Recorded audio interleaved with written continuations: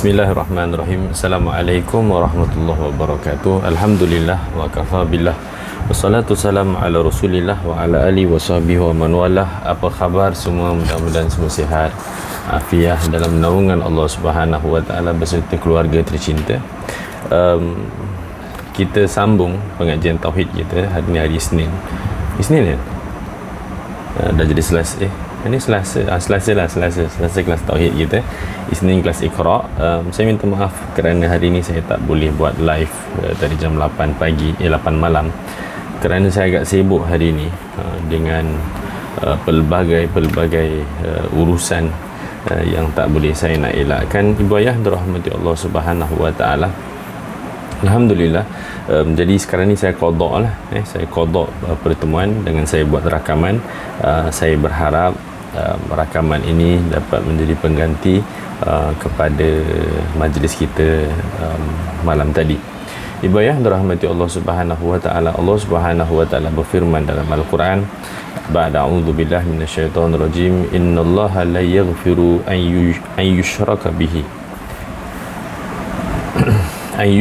bihi wa yaghfiru ma duna dzalik liman yasha. Allah Subhanahu wa taala berfirman dalam surah An-Nisa bahawasanya sesungguhnya Allah Ta'ala itu tidak mengampuni dosa-dosa menyekutukan Allah Subhanahu wa Ta'ala, dan Allah Subhanahu wa Ta'ala mengampunkan dosa-dosa yang lain sesuai dengan kehendak dan kemahuan daripada Allah Subhanahu wa Ta'ala.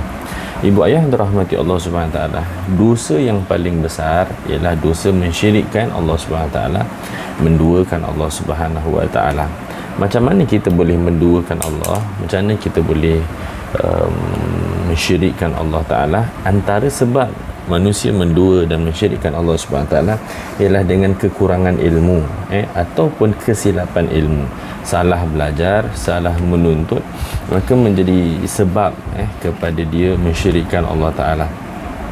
Kalau pada zaman dahulu, bukan zaman dahulu, bahkan zaman sekarang juga, manusia itu mensyirikkan Allah Subhanahu wa Ta'ala dengan pelbagai perkara. Kita ambil contoh dalam kitab Kabair ataupun dosa-dosa besar. Ia menyatakan manusia menyembah Allah Subhanahu wa Ta'ala atau menyekutukan Allah Subhanahu wa Ta'ala dengan menyembah selain daripada Allah, ataupun menduakan Allah dalam sudut sembahan. Dia sembah Allah, pada waktu yang sama dia mempunyai kepercayaan bahawa selain daripada Allah juga memiliki kekuasaan, kemampuan yang setanding dengan Allah Subhanahu wa Ta'ala yang Maha Esa. Antaranya mereka menyembah berbentuk batu, batu-batu, patung-patung. Ada menyembah pokok, ada menyembah matahari, ada yang menyembah bulan, ada menyembah nabi, ada menyembah syekh, ada menyembah guru, ada menyembah benda-benda yang lain. Ibu ayah dirahmati Allah Subhanahu Ta'ala, kita faham di sini bahawa menyembah kepada selain Allah Subhanahu Ta'ala itu merupakan satu dosa. Pernah satu orang itu dia bertemu dengan Nabi Muhammad sallallahu alaihi wasallam, dan dia minta dengan Nabi, ini ada dalam kitab Muhimmah, dia ada menceritakan, dia minta dengan Nabi, ya Muhammad, tunjukkan aku mukjizat, aku tak percaya pada engkau, aku nak tahu mukjizat, tunjukkan aku satu keajaiban. Nabi bersabda kepada beliau, kau keajaiban apa yang kau mahukan? Maka dia pun berkata, aku nak pokok yang ada dekat depan itu bergerak menuju ke aku, menuju ke engkau, panggillah pokok itu, kalau engkau benar-benar seorang Nabi. Baginda sallallahu alaihi wasallam menyahut cabaran tersebut. Kerana apa? Kerana Nabi itu bukan nak tunjuk yang dia itu benar, bukan, tetapi Nabi itu nak menunjuk, nak menyelamatkan manusia daripada syirik kepada Allah supaya mereka itu sembah Allah. Jadi Nabi pun berkata dengan orang itu, baik, sekarang kau pergi ke pokok yang dekat sana, dan kemudian kau bagi tahu pokok itu Muhammad panggil dia. Muhammad Rasulullah panggil dia. Cuba kau pergi ke pokok itu. Orang ini dalam keadaan tidak percaya, tapi buat saja, pergi ke pokok tersebut dan berbisik dengan pokok tersebut, pokok, Muhammad Rasulullah itu memanggil engkau. Maka ibu ayah dirahmati Allah, riwayat hadis memberitahu, pokok itu, akar-akar pokok itu pun bergerak. bergerak dan menuju kepada baginda sallallahu alaihi wasallam, memberi salam kepada Nabi. Assalamualaikum ya Rasulullah. Nabi menjawab Assalamualaikum salam. Pokok ini bertanya, engkau panggil aku wahai Rasulullah?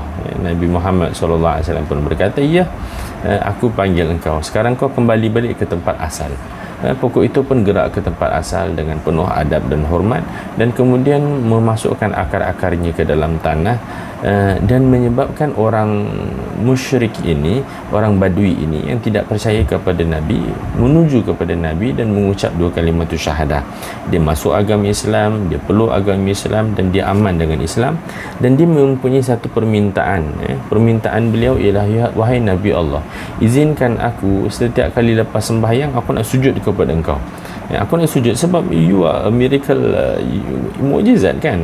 Izinkan aku sembah kepada engkau. Nabi Muhammad SAW beritahu, manusia tak boleh sembah manusia. Andai sekiranya boleh manusia itu sembah manusia, nescaya akan diperintahkan para isteri untuk sembah kepada sang suami. Ibu ayah yang dirahmati Allah, hadis ini bukan nak bagi tahu isteri pergi sembah suami, tidak. Banyak pengajaran dalam hadis ini, tetapi salah satu pengajaran yang kita nak ambil contoh ialah ketidakharusan untuk manusia itu sembah kepada manusia atau manusia sembah kepada selain daripada manusia. Ibu ayah yang dirahmati Allah, makhluk apa yang hebat? Antara makhluk yang hebat Allah Subhanahu Wa Taala namanya manusia. Manusia itu memang mempunyai keistimewaan yang luar biasa, kan? Dia boleh lenturkan besi, dia boleh terbangkan besi, dia boleh buat macam-macam, lebih-lebih lagi zaman sekarang. Tapi ibu ayah yang dirahmati Allah, kehebatan dia iaitu datang daripada Allah Subhanahu Wa Taala yang Maha Esa.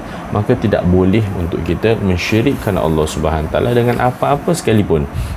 Kalau manusia tak boleh sembah manusia, apatah lagi menyembah selain daripada manusia yang menilainya sangat rendah, kan? Batu, pokok, kayu, dan sebagainya. Allah SWT berfirman dalam suratul Luqman, ayat ke-13, Allah bagi tahu, sesungguhnya syirik adalah kezaliman yang sangat-sangat besar.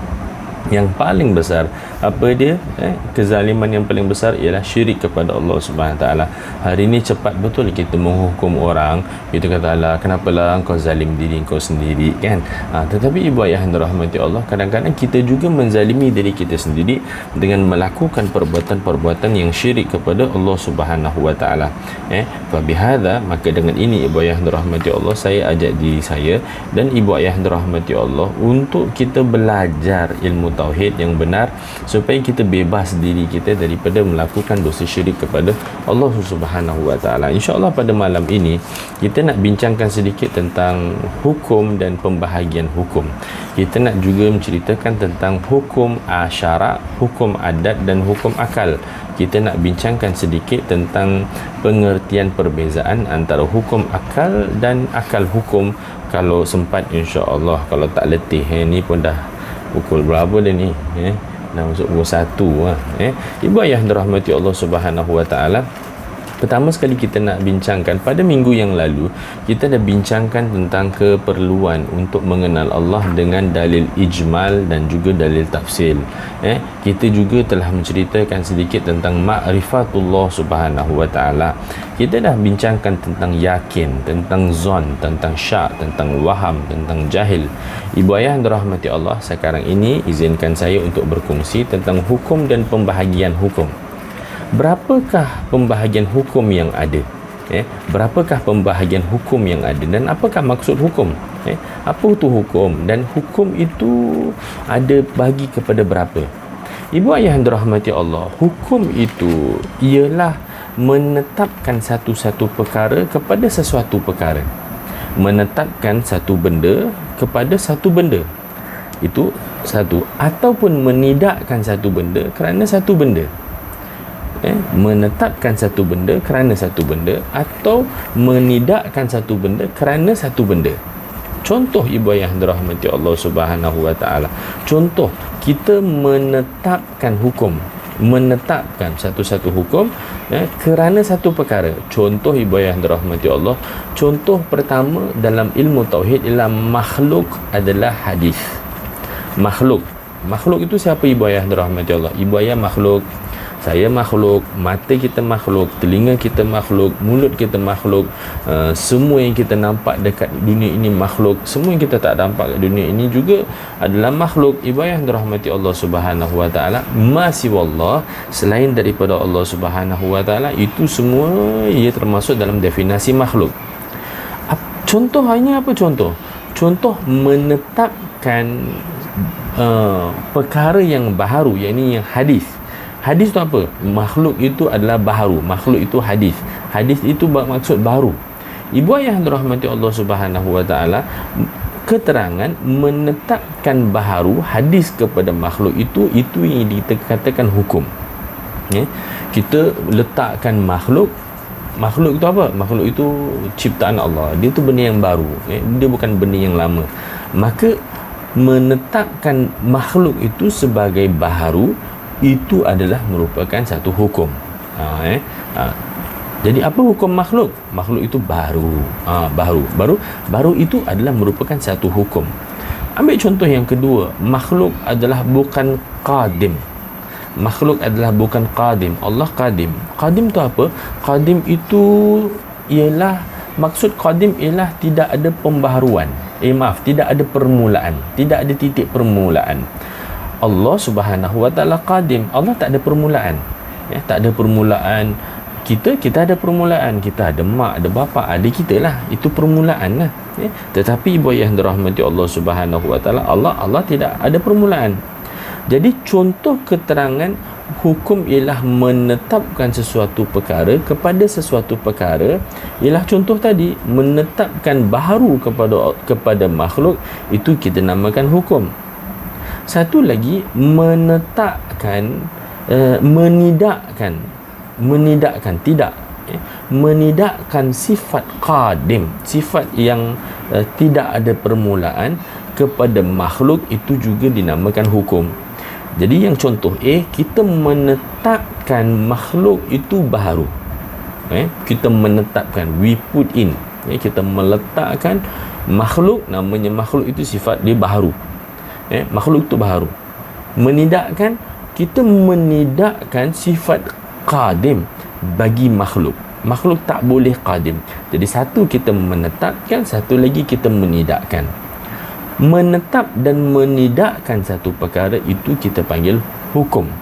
Menetapkan atau menidakkan satu perkara itu dipanggil hukum. Faham Alhamdulillah. Ibu ayah dirahmati Allah, hukum terbagi kepada tiga. Yang pertama, hukum kita panggil hukum ditetapkan oleh syarak. Yang kedua, hukum ditetapkan oleh adat. Yang ketiga, hukum ditetapkan oleh akal. First, hukum ada, hukum tidak ada, ditetapkan oleh syarak. Second, hukum ada, hukum tidak ada, kita tetapkan dia oleh adat. Hukum ada, hukum tidak ada, kita tetapkan dia kepada akal. Ibu ayah yang dirahmati Allah Subhanahu wa taala, apakah maksud tiga perkara tadi? Apakah maksud hukum syarak? Apakah maksud hukum adat? Apakah maksud hukum akal? Dan apakah contoh-contohnya? First, ibu ayah dirahmati Allah Subhanahu wa taala, yang pertama, dalam kita mengaji tauhid, fikih juga begitu, tasawuf juga begitu, tetapi sekarang ini kita fokus kepada tauhid. Bila kita membincangkan tentang hukum syarak, bila kita cakap tentang hukum syarak, siapakah yang syarak itu? Siapa syarak itu? Apa? Ibu ayah dirahmati Allah, syarak itu, ibu ayah dirahmati Allah, merupakan syarak itu ialah perundangannya. Syaraknya siapa? Syaraknya ialah Allah, dan syaraknya adalah Nabi Muhammad sallallahu alaihi wasallam. Allah perintahkan kepada kita, Nabi juga perintahkan kepada kita, orang yang mukallaf, untuk melakukan satu-satu perkara. Dan perkara-perkara ini dia ada 5. Yang pertama ada wajib, yang kedua ada sunat, yang ketiga ada harus, yang keempat ada makruh, yang kelima ada haram. Wajib, sunat, harus, makruh, haram. Ibu ayah yang dirahmati Allah Subhanahu wa taala, ini kita kata apa? Hukum syarak. Hukum syarak ditetapkan oleh siapa? Oleh Allah dan oleh Nabi Muhammad sallallahu alaihi wasallam. Ia terbagi kepada berapa? Ia terbagi kepada 5. Apa dia? Wajib, sunat, harus, makruh, haram. 5. Siapa yang tetapkan 5 perkara ini? Yang 5 perkara ini ditetapkan oleh syarak. Syarak tu siapa? Syariat. Syariat itu Allah dan syariat itu ialah Nabi Muhammad sallallahu alaihi wasallam. Baik, kita ambil contoh solat. Kita ambil solat di sini. Sod, lam, alif, ta. Ibu ayah yang dirahmati Allah, bila kita cakap tentang solat, siapa perintahkan kita solat? Allah. Allah perintahkan kita solat. Siapa lagi? Nabi Muhammad sallallahu alaihi wasallam memerintahkan kita untuk solat. Allah dan Rasul memerintahkan kita solat. Ada 5 hukum di sini. Yang pertama, hukum wajib. Hukum wajib tu apa? Ibu ayah yang dirahmati Allah, hukum wajib tu ialah hukum wajib solat subuh 2 rakaat, zuhur 4 rakaat, asar 4 rakaat, maghrib 3 rakaat, isyak 4 rakaat. 2, 4, 4, 3, 4. Ini nombor telefon ibu ayah yang dirahmati Allah Subhanahu wa taala untuk kita berurusan dengan Allah. Dan 5 solat ini, 5 waktu ini merupakan wajib. Siapa tetapkan dia? Allah yang tetapkan, Nabi Muhammad juga menetapkan ikut apa yang kita belajar. Yang kedua ibu ayah yang dirahmati Allah Subhanahu wa taala, solat juga sunat. Solat sunat. Solat sunat ibu ayah yang dirahmati Allah Subhanahu wa taala. Apakah solat sunat? Ada macam-macam solat sunat. Ambil contoh sembahyang solat sunat tahiyatul masjid. Solat sunat tahiyatul masjid ibu ayah yang dirahmati Allah. Apa hukum dia? Hukum dia sunat. Siapa suruh? Allah suruh, Nabi suruh. Faham? Faham. Sembahyang tahiyatul masjid. Tak sembahyang tahiyatul masjid boleh tak? Kalau kita masuk masjid, kita tak sembahyang tahiyatul masjid, maka dia menjadi makruh. Jadi makruh. Jadi dalam ibadat solat sendiri, dia ada wajib, ada sunat, ada makruh, ada harus.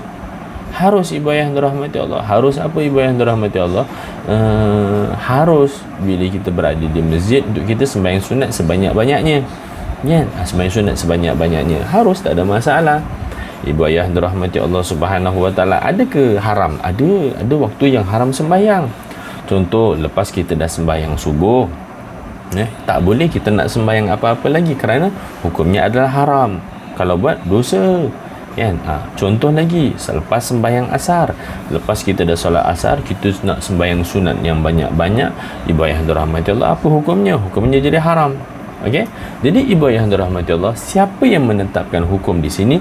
Yang menetapkan hukum di sini ialah syarak. Syarak yang menetapkan hukum. Who is syarak? Syarak ataupun syariat is Allah and the Prophet Muhammad sallallahu alaihi wasallam. Jadi satu perkara itu boleh jadi wajib, boleh jadi sunat, boleh jadi harus, boleh jadi makruh dan boleh jadi haram. Semua benda sama. Mengumpat boleh jadi wajib, boleh jadi haram, boleh jadi makruh, boleh jadi harus, boleh jadi sunat. Mengumpat.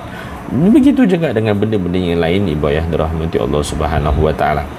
So, bila kita cakap tentang ilmu tauhid, apa hukum belajar ilmu tauhid? Wajib. Siapa yang kata wajib? Allah yang Subhanahu wa taala yang suruh kita belajar tentang ilmu tauhid. Apa yang haram belajar tentang ilmu akidah?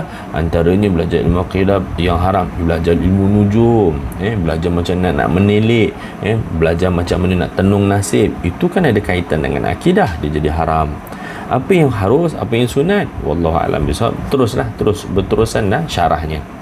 Seterusnya ibu ayah dirahmati Allah, satu lagi hukum yang kita nak perkenalkan pada hari ini ialah hukum adat. Hukum adat juga merupakan satu hukum daripada yang kita pegang. Yang kita pegang ibu ayah dirahmati Allah SWT. Yang maksud pegang apa? Maksudnya ialah ia menjadi kita punya rujukan. Hukum adat itu apa? Ibu ayah dirahmati Allah, hukum adat itu lebih indah ataupun lebih mudah kita kata hukum kebiasaan. Hukum kebiasaan. Biasanya macam inilah keadaannya. Biasa. Kalau tak biasa, itu lain cerita. Contoh apa ibu ayah dirahmati Allah? Contoh ibu ayah dirahmati Allah ialah api. Api sifatnya membakar. Betul tak? Betul.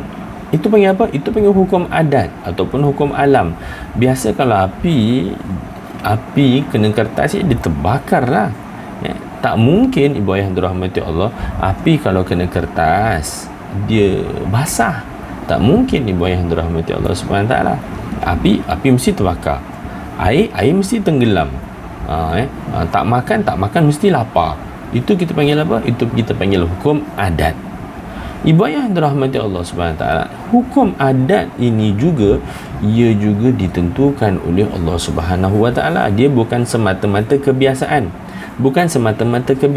Walaupun dia kebiasaan, tetapi ibu ayah dirahmati Allah, ia tertakluk kepada mahunya Allah Rabbul Jalil.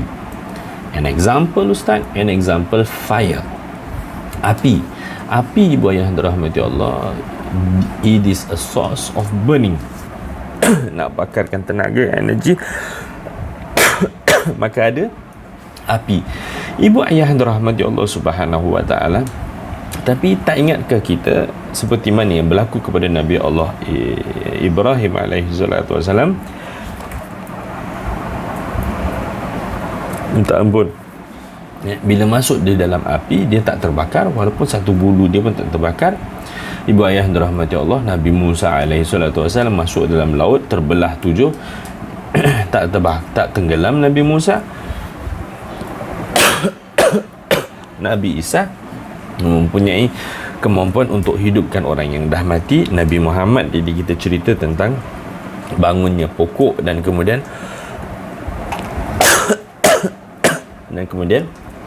apa tadi? Memanggil pokok itu mencari adat. Itu tak sepatutnya dia jadi macam tu.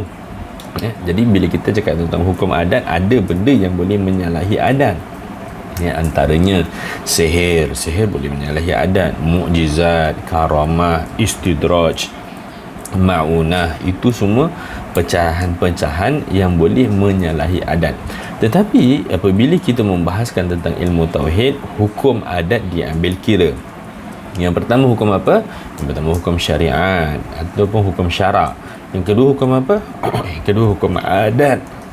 Yang ketiga, ibu ayah dirahmati Allah,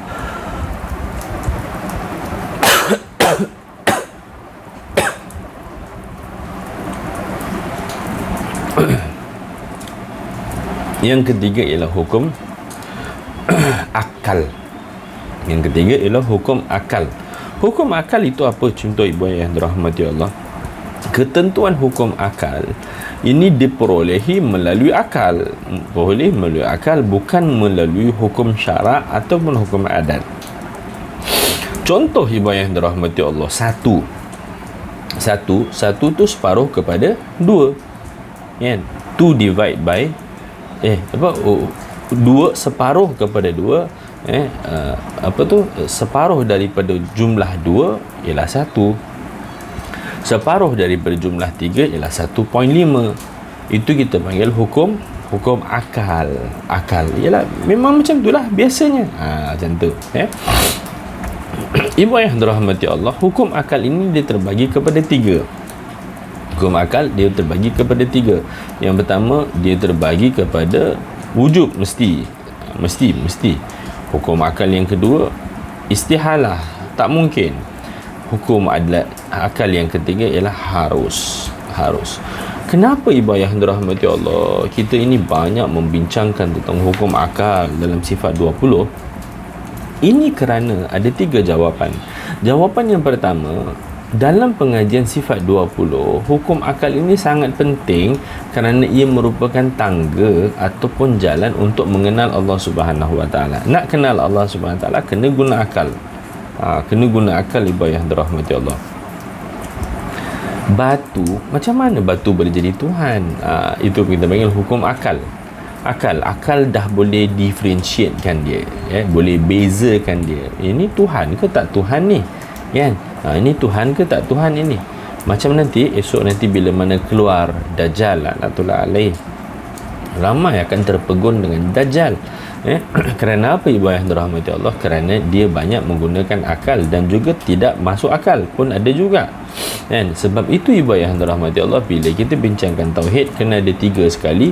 Pertama hukum syarak, yang kedua hukum adat, dan yang ketiga hukum akal. Kerana dengan hukum akal itu merupakan tangga untuk sampai kepada ma'rifatullah, untuk sampai kepada mengenal Allah Subhanahu wa taala yang Maha Esa. Maka hendaklah dia menggunakan akal yang waras. Sebab itu ibu yang dirahmati Allah Subhanahu wa taala, kalau kita belajar fikih, antara mandi sunat yang kita bincangkan pada minggu lalu ialah sunat bagaimana orang gila sudah dapat akal, ataupun orang yang pengsan mughma, bila dia dah pengsan, dia sedar diri, sunat untuk dia mandi. Kerana apa? Kerana ketika itu Allah telah menganugerah dan menyelamatkan akal dia. Maka itu ibu yang dirahmati Allah, yang pertama dalam pengajian sifat 20, hukum akal merupakan tangga untuk mengenal Allah Subhanahu wa taala. Yang kedua ibu yang dirahmati Allah Subhanahu wa taala, hukum akal juga sangat penting supaya tidak mengatakan sesuatu yang tidak layak bagi Allah Subhanahu wa taala. Tak layak kita cakap begitu untuk Allah Subhanahu wa taala, tak layak. Perdana Menteri makan daripada tong sampah, boleh terima tak? Tak ada lah di jalan mana-mana. Pergi satu kedai semua hidangkan makanan nak kasih dia rasa. Kerana dia Perdana Menteri. Masuk akal ke Perdana Menteri makan daripada sisa-sisa sampah? Tak masuk akal lah. Mana mungkin boleh berlaku begitu. Ibu ayah dirahmati Allah Subhanahu wa taala, saya hari-hari makan dekat istana. Boleh masuk akal ke? Dia bukan kerabat dia raja. Dia bukan raja, dia tak kerja, dia tak kenal siapa-siapa pun daripada orang-orang yang kerja bersama dengan raja. Kalau begitu keadaannya, apakah betul dia itu hari-hari makan dekat istana dia raja? Oh tidak. Kerana apa ibu yang dirahmati Allah? Itu kita kata kita ambil hukum akal. Hukum akal ini ialah satu alat supaya kita tidak mengatakan sesuatu yang tidak layak bagi Allah. Seperti mana kita cakap tadi, tak layaklah Perdana Menteri makan daripada tong sampah, tak layaklah orang biasa untuk makan di dalam istana. Begitu Allah Subhanahu wa taala, tidak layak Allah Subhanahu wa taala duduk bersila dekat atas arash. Dekat atas arash Allah SWT duduk bersila macam kita pun bayang, mana boleh, tak mungkin Allah SWT itu memerlukan tempat duduk. Yang kedua ibu yang dirahmati Allah Subhanahu wa taala, tidak layak bagi Allah Subhanahu wa taala, dari itu wajib Allah Subhanahu wa taala duduk bersila di atas arash, kita tak boleh terima. Mustahil atas Allah Subhanahu wa taala bersifat dengan sifat berkuasa. Mustahil. Orang kata mustahil lah. Mana mungkin Allah SWT itu berkuasa? Itu dalil mustahil. Perkataan mustahil. Ini semua tak boleh terima. Akal tak boleh terima. Sebab tu kita kena gunakan akal. Yang ketiga ibu ayah rahmati Allah, harus bagi Allah SWT bersifat dengan sifat lemah. Harus. Boleh Allah SWT bersifat dengan sifat lemah. Boleh terima ke? Tak boleh lah. Kan? Satu orang dia jenis angkat berbesi kan, angkat barak badan tu, dibina badan dia kan, dia tak mampu nak angkat kapas. Masuk akal tak? Tak masuk akal lah. Tak mungkin lah. Dia memang hukum akal dia bina badan, mestilah dia boleh angkat. Jangan cakap apa itu benda ringan-ringan dia boleh angkat, kereta pun dia boleh angkat, benda berat-berat pun dia boleh angkat. Ini ibu ayah dirahmati Allah, kita panggil hukum akal. Hukum akal sangat penting supaya kita tidak meletakkan Allah dan tidak menghinakan Allah. Tak menghinakan Allah.